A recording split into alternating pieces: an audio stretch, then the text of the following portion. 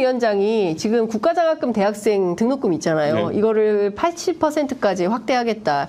일종의 과거에 그 지원 대상을. 그러니까 20%는 등록금을 내고 중산층 이상까지 학비 경감 방안을 마련하겠다라는 입장을 밝혔어요. 그러니까 예전에 이제 반값 등록금보다 더 센 것일 수도 있는데 어쨌든 전체 지원 대상을 80%까지로 확대 지원한다. 이런 이게요. 이게 정치에서 정책을 좀 알아야 되는 게 네, 학비 지원. 학비 지원이 대학교가 늘어나면 무슨 문제가 생기냐면요. 네. 지금 시골이나 이런 데 가보면은 부실 대학들이 많이 생겼습니다. 이러면은요. 대학 등록금이 국비 지원이 80%까지 가게 되면요. 네. 부실 대학에서 동네 막 아저씨들 아주머니들 이런 분들 대학 다시 가라고 해가지고 막 등록을 시킵니다. 뭐 나이 들어서 공부하시는 건 좋은 일이죠. 네. 근데 보통 어떻게 진행되냐면은 등록하시게 하고 나서 수업 안 나오도 A 주고 막 이래요. 네. 그래가지고 그 부실 대학들 나라 돈으로 그냥 계속 먹여 살리는 상황이 생기는 거거든요. 그래서 당연히 공부를 하고 싶은 학생이 장학금 지원이 늘어나면 좋은 거지만은 네. 지금은 부실 대학 구조조정 문제가 나오는 상황 속에서 지금 이거 되게 심각합니다. 그러니까 등록금 지원이 늘어날 때마다 네. 지금 학생 수급이 어렵다 보니까 정말 공부를 하겠다는 의지보다는 학위 장사하는 경우가 되게 많거든요. 네. 그런데 그걸 지금 장학금으로 확대하게 되면 더 큰 문제가 생길 수 있습니다. 예. 아유, 참 뭐 여러 가지 장학금은 걱정입니다. 예. 연구나 아니면 실제 그 학습 활동에 들어가는 그런 어떤 예산이 돼야 되는 거지. 예. 지방 사립대나 이런 데를 살리기 위한 어떤 그런 방법론으로 장학금을 더 늘리게 되면은 예. 골치 아픕니다. 그거. 제가 시간이 이제 다 지나서 마지막으로 이것 좀 여쭤볼게요. 이제 앞서 말씀하셨던 이제 자유주의 노선, 네. 저 대표님은 자유주의 우파 정당이다. 개혁신당은 이렇게 규정을 했는데 이 자유주의 우파 정당 노선에 이낙연 대표나 뭐 이원욱 그다음에 이제 김종민 의원 이런 분들도 다 동의를 하십니까? 저는 개혁과 자유주의라는 것에서는 제가 얘기를 많이 했거든요. 그분들이랑? 내부에서. 예. 예, 예. 근데 거기서 그 자유주의는 아까 말했던 것처럼 네. 그 내 관점이 뭐냐에 따라 가지고 다른 사람의 입장을 용인하는 건 자유주의의 관점이지만은 내 네. 입장이 뭐냐에 따라 진보적 자유주의와 그 보수적 자유주의 갈릴 수 있죠. 예. 그래서 저는 저 스스로는 보수적 자유주의의 어쨌든 분파로서 존재하지만은 네.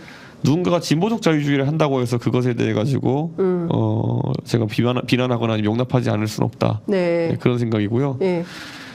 그냥 냉정하게 보면은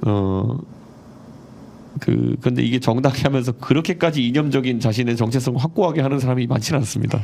예. 그냥 때에 따라가 주장이 확 왔다 갔다 하는 분들이 많거든요. 예. 저 정도만 강박관념이 있어가지고 이런 걸 고민하는 거지. 예. 그러니까 저는 큰 틀에서는 조홍천 의원님 같은 경우에는 자유주의자가 맞고요. 김종민 의원님도 큰 틀에서 보면 자유주의자 맞다 생각합니다. 거긴 진보적 자유주의에 가깝죠. 네. 예. 이낙연 총리. 이원욱, 김종민은 운동권이잖아요. 근데 원래 그런 거죠. 근데 거기서 리버럴에 가까운 사람들은 그렇게 제동하는 것이고, 예. 그 이낙연 총리님은 오히려 저희 중에서 가장 보수주의자의 면모가 보일 수도 있다. 잘하면은. 맞아요. 예. 예. 그게 이제 엄숙낙연, 뭐 네. 엄중낙연 이런 네. 얘기까지 나오지만은. 사실 그분이 만약에 전남 영광 출신이 아니었다면 예, 예. 뭐 저 경북 봉화 출신이었다면 아마 그러니까 국민의힘에서 정치했을 거다. 그러니까 당신께서 이제 동아일보에서 이제 네. 정치부에도 그렇죠. 이제 있으시고 하면서 예. 당연히 그런 성향이 후천적으로 나올 수도 있겠지만 오히려 예. 보수주의자인지는 제가 뭐 확단하지 않겠습니다만 예. 적어도 보수주의에 대한 이해가 많으신 분은 맞는 것 같다. 예. 사실 엘리트 시죠. 예. 그러니까 제가 뭐 굳이 이제 사람은 우리가 억지로 이 잣대 안에서 분류하려고 하니까 그런 거지. 근데 저는 이낙연 대표님은 그런 보수적 자유주의와 함께하는 것에서는 큰 어려움이 없으실 거다 생각합니다. 한동훈 위원장이 운동권 청산이 이제 이번 총선의 시대 정신이다 이런 얘기를 한 바 있잖아요. 그러니까 저는 이게 제가 이거 그냥 전략 차원에서 말씀드리면요. 네. 운동권이 그렇게 선거 나가면 욕이 아니에요. 이게 유튜브나 종편방송에서 욕인데요. 네. 노원구 예를 들어줄게요. 노원구의 오승록 구청장, 예. 그다음 김성환 의원, 예. 뭐 우원식 의원, 예. 고용진 의원 이렇게 계신데 예. 이게 다 민주당이거든요. 예. 그런데 오승록, 김성환, 우원식 다 연대 출신이에요. 예. 연대 카르텔이라고 하기도 하고 때로는 운동권 카르텔이라고 하기도 해요. 예. 우원식 의원은 좀 나이가 있으시지만. 예. 근데 이게 나쁜 얘기는 또 아닌 게 왜냐하면 여기에 그럼 대항하는 국민의힘 후보군은 뭐냐 그러면은 여기는 컨셉이 없어요. 컨셉이 없어요. 예. 그러니까 지금 서울에 지난번에 제가 계속 얘기하면 오세훈 시장이 20% 가까운 우위를 가지고 송영길 대표님께서 네, 예. 구청장을 7개인가 8개인가 내준 이유가 뭐냐면요. 예. 운동권 출신 구청장들의 평가가 그렇게 나쁘지 않아서 그래요. 예. 그러니까 지금의 운동권이라고 하는 게 네. 50대, 60대 정도 나이를 가지고 있고 그래서 그 당시에 고시 공부할래 아니면은 짱도로 들래 했을 때 네. 짱도로 들었던 사람은 운동권이라고 얘기하고 맞아요. 그때 고시 공부하다가 지금 차관쯤 돼가지고 국회의원 하는 사람을 우리는 엘리트라고 할 텐데 네. 한동훈 위원장은 그보다 한 세대 아래라고 볼 수 있겠지만 어쨌든 누가 더 낫냐라고 했을 때는 그 예를 들어 50대, 60대 주력 유권자층에 봤을 때는 네. 운동권이 그게 나쁜 얘기가 아니거든요. 예. 그리고 이게 동네에 가보면 20대, 30대 입장에서는 이런 거예요.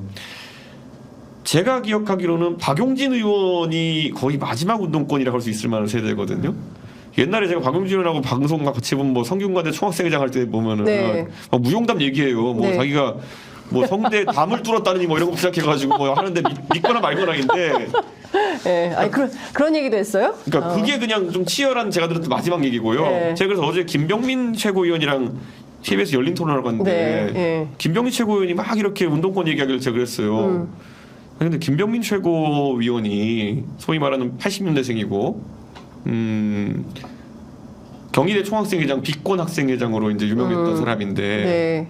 그 뒤로부터는 80년생에게는 비권 학생 운동이 주류였어요. 네. 예, 학생 운동이 아니고 비권 학생회가 주류였어요. 비권 학생회. 예. 그러니까 오히려 그러니까 국가적 아젠다 다루지 말고 학교의 그런 아젠다 다루자는 예. 식의 얘기가 많았었고 예.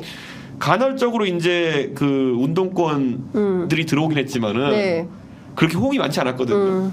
그래서 이제 조소적으로 이제 80년생들이 불렀던 것이 이게 운동권이 아니라 스포츠권 정도 되는 것 같다 이런 거잖아요. 예. 이게 운동일 그냥 격렬하게 하는 게 아니라 스포츠권으로 약간 예. 하는 이런 느낌이라는 얘기 많이 했는데 그러면요 적어도 그 국민의힘에서 검증된 선거 방식은 60대 70대와 2030의 연대가 이루어지는 네. 세대포 이론이 그나마 최근에 검증됐다고 봤을 때 2030이면 지금 벌써 대학 간 사람들은 2000년생도 있고 한데 네. 이 사람들한테 가서 운동권 얘기하면요 운동권이 뭔데가 첫 반응이에요. 예. 그러니까 뭐 대충 개념적으로 알겠지만 운동권 겪어보지 않았잖아요. 네. 그러니까 이게 왜 해악인데 이런 거예요 보면은. 예. 우리가 지금 갑자기 뭐 반민특위 그러면 뭔지는 아는데 네. 그게 어땠는데 이런 거 그렇죠. 해석이 안 되잖아요. 네. 역사 안에서만 배운 거죠. 그러니까 이거를 그러니까 지금 한동훈 위원장이 어떤 맥락에서 이렇게 얘기한지는 알겠으나 네. 이건 2030 유권자 입장에서는 첫째 반응 이게 뭔데? 둘째 근데 우리 아빠도 운동권이었다는데 뭐 이런 거 있잖아요. 네. 그러니까 그런 상황인 거예요. 그러니까 우리 아빠도 옛날에 뭐 시위 좀 했다는데 뭐 이런 상황인 거예요. 그러니까 이게 잘못된 프레임이다. 이게 시대 정신일 수는 없다. 이런 말씀이시네요. 그러니까 이게 전형적으로 60대 이상 유권자에게는 동작할 거예요. 네. 근데 이 밑으로 갔을 때는 운동권 단어는 알겠지만은 저만 해도 제가 본 운동권 제일 가까운 게 박용진 의원이라니까요. 예. 무용담이 제일 센 사람. 예. 뭐 벽을 뚫었다니 뭐 이런 사람. 예. 예. 그 이하로는 없어요, 제가 알기로. 옛날에 그런 무용담 많았어요. 동네마다 하나씩 있습니다. 그러니까 앞에 뭐 그 성대니까 그 명륜동 일대가 예. 통제돼가지고 나오기 위해서 뭐 벽을 뚫었다 뭐 이런 거 있잖아요. 뭐 약간 재밌게 들을 수 있는 그런 얘기죠. 예. 그런 거는. 예. 하여튼 뭐 중요한 것은 개혁신당이 생각하는 이번 총선의 시대 정신은 뭡니까 그러면? 개혁입니다. 개혁이요? 근데 그 개혁이 네, 세 가지 개혁. 막연할 수 있겠지만 아까 말했던 것처럼 지금까지 이제 이재명, 윤석열 두 분의 적대적 공생 관계라고 얘기하지만은 빌런 정치 때문에 네. 다른 아젠다가 안 올라왔어요. 네, 근데 제가 항상 얘기하지만은 지금 대한민국에서 저출산 고령화 얘기하면서 네. 사회 제도가 변해야 되는 게 많거든요. 맞아요. 예, 그거를 짚어내고 싶습니다. 알겠습니다.